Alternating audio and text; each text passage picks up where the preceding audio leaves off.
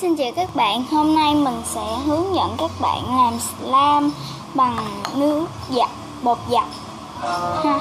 Rồi, mình còn có là hồ, rồi đựng đồ khuấy,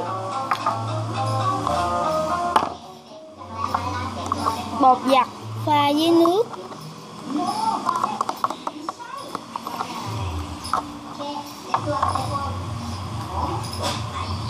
màu. Rồi, bây giờ mình sẽ đổ hồ ra ha.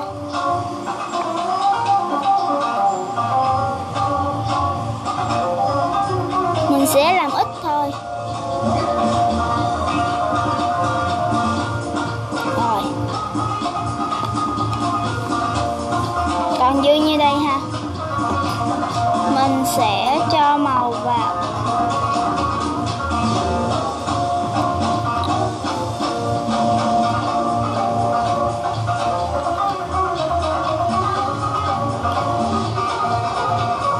Hai giọt, 3 giọt.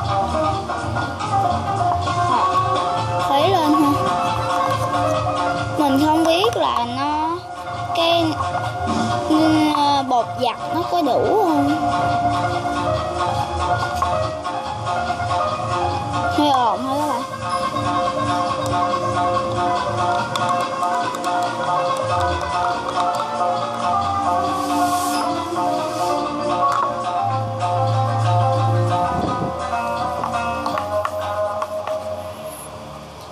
Nó đang đặt lại.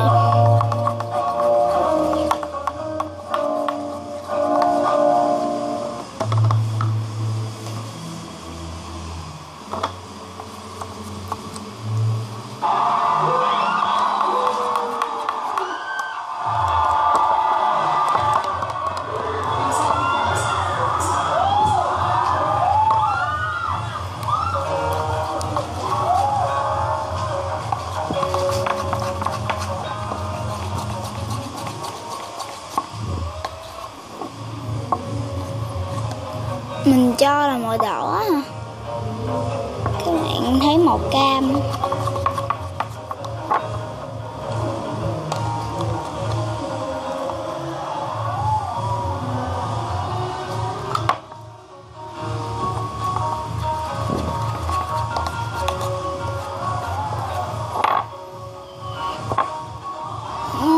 Nó rất là lỏng luôn. Tuy là mình không cho nước.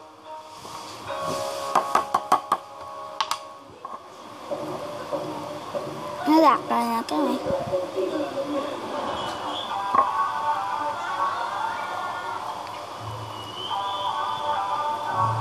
Wow.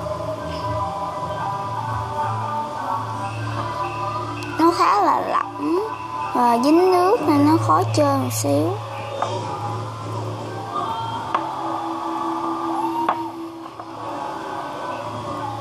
Rồi.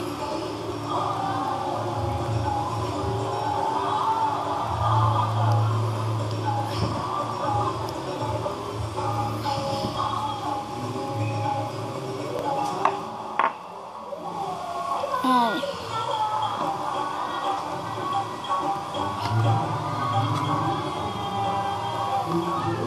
Để mình dùng giấy lau ha. Rồi, để mình đi lấy giấy.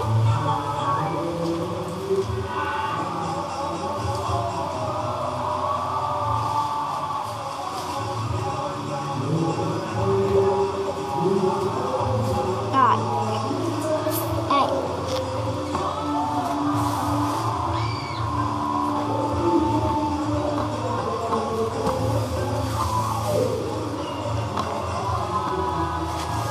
Nó dính vậy rồi.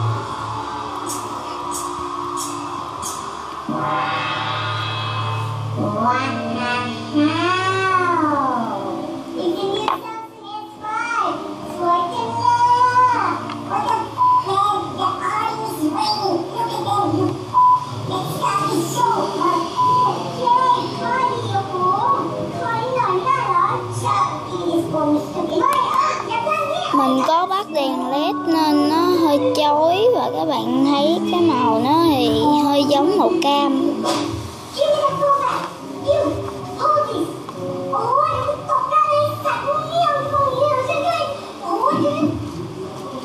Rồi, nếu các bạn thích video này của mình thì đừng quên like, share và subscribe, đăng ký kênh của mình nhé. Bây giờ tạm biệt và hẹn gặp lại các bạn.